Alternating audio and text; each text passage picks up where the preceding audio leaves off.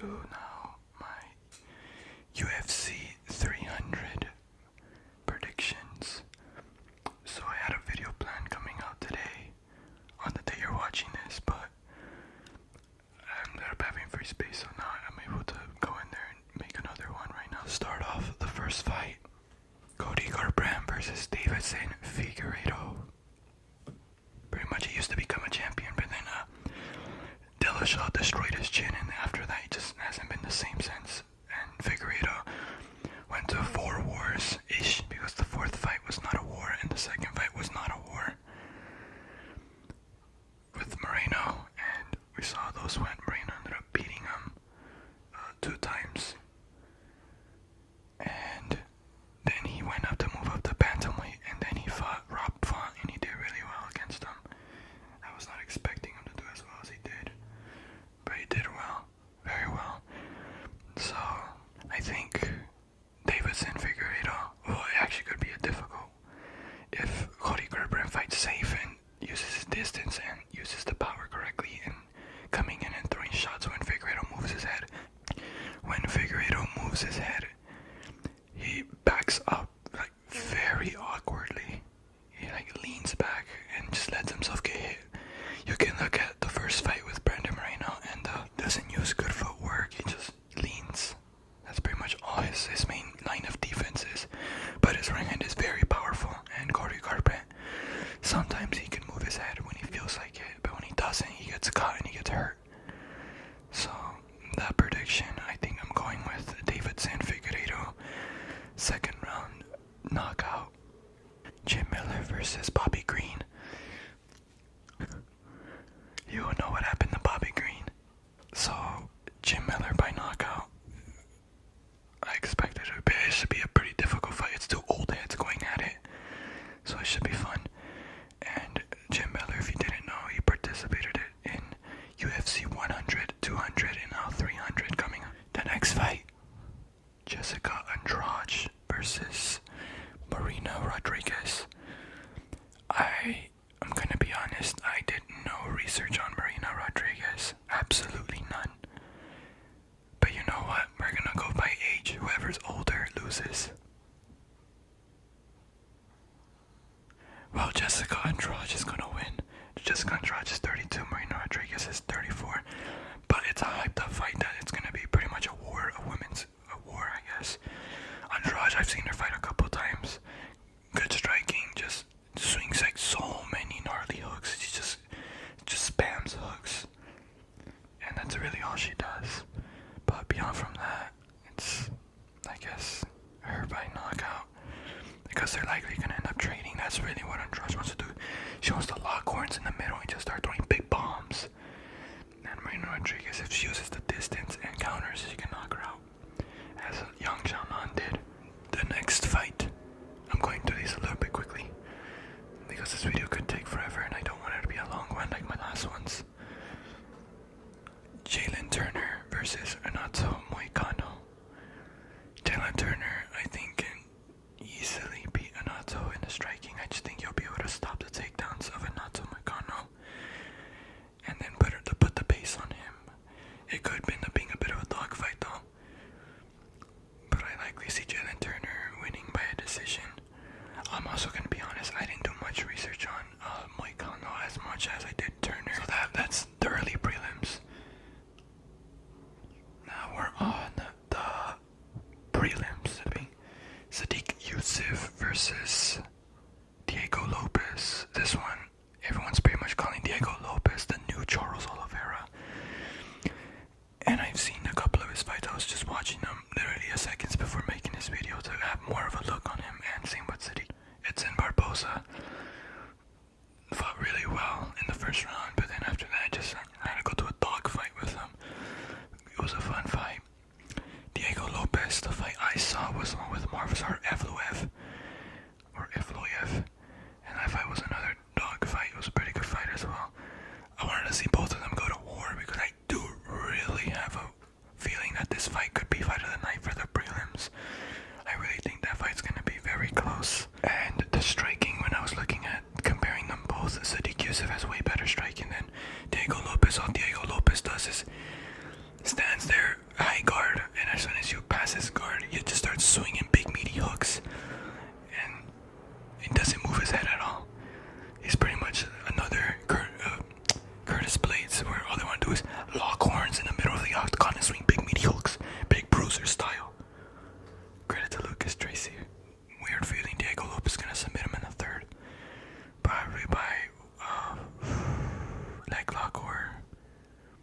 Mars choke, maybe. Holloway versus Kayla Harrison. I'm going to be honest. I don't care for this fight. This fight is the most pointless fight in the entire 300. They should get rid of this fight.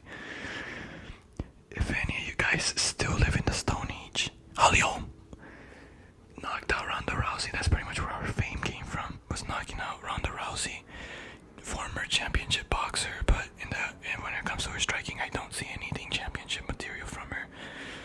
Clarissa Shields, but who knows? It seems to be like every female boxer that goes to MMA, the striking doesn't work at all. Like they just look terrible in striking. Like Clarissa Shields, I think she fought in PFL in the PFL versus Bellator card, and Clarissa Shields is like she looks decent when she's boxing, but when she's doing boxing and MMA, she looks god awful. She's just throwing 1-2s like Juliana Pena, except she actually throws them a bit more fluidly than Pena. But it's very odd. It could just be 4-ounce gloves and it just makes them look silly. But when she has footwork, though, she does have very good footwork, but she doesn't use it anymore. Nowadays, she's just going in, clinching up on the fence and just sitting there, a whole lot of nothing. And Kayla Harrison, I'm expecting her to take Holloway down and probably beat her up and take it to a decision. Jermaine Funkmaster Sterling versus Calvin Kattar. Kattar, I don't remember what this fight coming off of. He could be coming off of the Holloway beatdown, but I might be wrong. If I were not Allen, never mind. Calvin Kattar has very good boxing compared to Aljamain Sterling, so it should be a very contested fight, a very good fight. The camera just cut out. This video's taking very long, so actually I'm gonna go through this a little bit faster now. Actually, Sterling and Calvin Kattar. Kattar's a good boxer, very good boxer, solid boxer. And I don't know much about the takedown defense. I didn't watch the fight with Emmett, but I am gonna watch it right after this video. I might end up changing my pick. But Aljamain Sterling, a very good wrestler. Just when he takes him down, he doesn't utilize his wrestling as well as he kind of should. But Calvin Kattar, he can catch Sterling, especially after Sterling kind of throws punches, but leaves himself very open, like he did with O'Malley. Just decided to strike with him in the first round. Pretty silly move when he got caught, knocked out ish, and just saw the rest was history. O'Malley defended against Cheeto and schooled him. And I'm pretty much still expecting Sterling to win the fight. I think he should have a kind of an easy time taking him down early. Sterling's a pretty strong. Get to a decision, if not submit him in the third round at least. Alright, next fight, I'm gonna get through these a little bit faster because I don't want this video to take very long. Prochazka versus Alexander Rakic. Everyone was saying Rakic is very boring and Yuri shouldn't pretty much win because all he'll do is like take him down or just like kick him to death after what Pereira did to him. But I don't think Alexander Rakic is Pereira pretty much where he can throw those leg kicks and or death. So I'm expecting Yuri Prochazka to pretty much put on a war because no Yuri Prochazka fight is boring at all. He always makes it exciting. And every Yuri Prochazka fight pretty much always starts with him with the weird stance, of course. And he'll pretty much just pop out like a fake jab or a weak jab to gauge the distance. And as soon as he gauges it, he starts letting go. At best, what would happen is if Rakic tries to take him down, Yuri, I think he has very underrated jiu-jitsu. Not as underrated, like, oh, he's a monster in jiu-jitsu. But he's underrated. He definitely has pretty decent jiu-jitsu and pretty good telling of it. And I think he can get up pretty easily against Rakic. So I'm expecting, I think Yuri Prochazka probably by decision though. Being Bo Nickal versus Cody Brundage. Easy fight to predict. Bo Nickal, submission probably in the second. I think it's looking, okay. I'm looking at the camera. I can't see exactly how much time I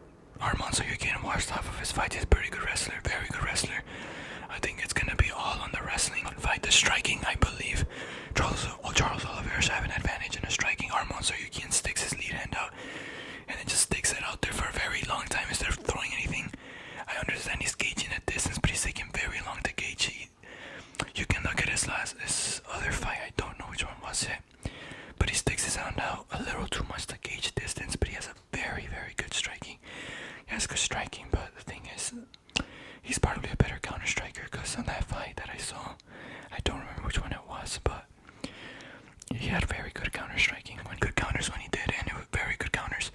A counter uppercut, it like missed, but it barely missed.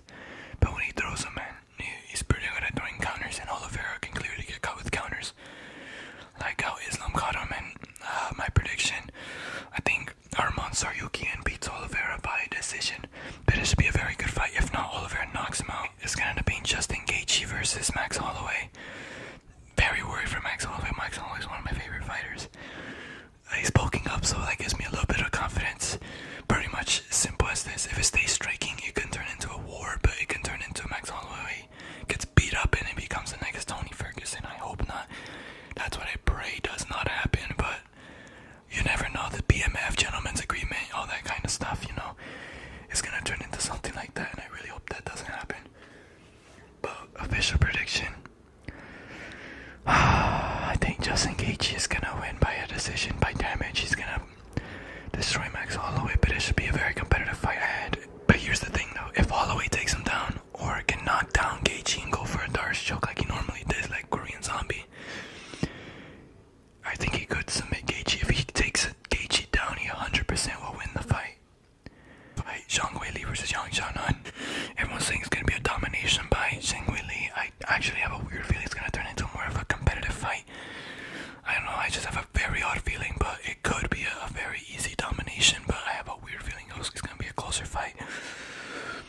And a little bit of me wants to pick Yang Xiaonan for an upset. I don't know, I just have a weird feeling an upset's going to happen on this women's fight. But I am going to pick Zhang Weili, probably by a decision, probably by